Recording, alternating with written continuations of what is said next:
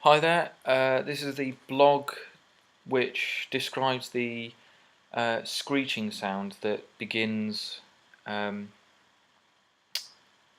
just begins when the clown is has got a gun to the neck of the police officer or the SWAT officer, and they're jumping down from the second floor. That's where it begins. Um, the sound's actually intended to be the echo of the screams in the corridor of the hospital. Um, it's supposed to symbolise their the hospital staff and patients' fear and pain in the scene. Um, yeah, I got the sound by recording a lot of random, really strange vocal noises.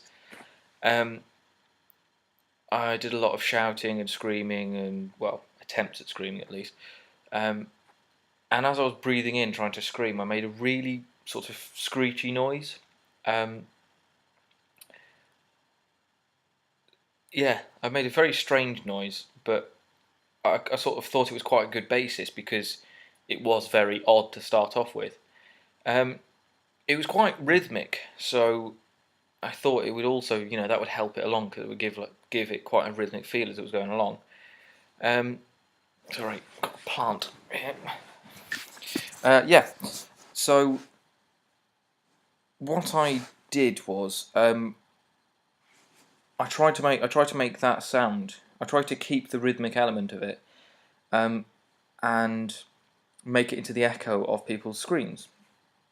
So what I did was I pitched it up by 1,400 cents, which it wasn't I didn't think, oh, I'll pitch it up by this many cents. I didn't really think this number will do. I just listened to it and pitched it up as I was pre-listening and kept pre-listening it as I went through. I think I was probably going up in hundreds or something along those lines, and yeah, I ended up liking the sound that it was on.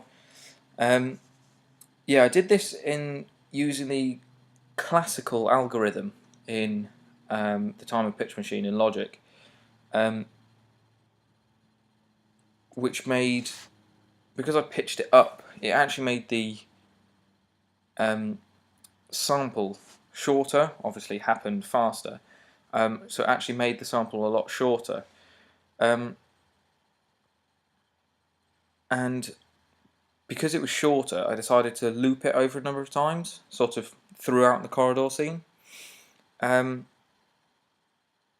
I just wanted it to fit, into the length it needed to be. Um, I quite liked the sound at this point, but I thought it needed something a little bit else.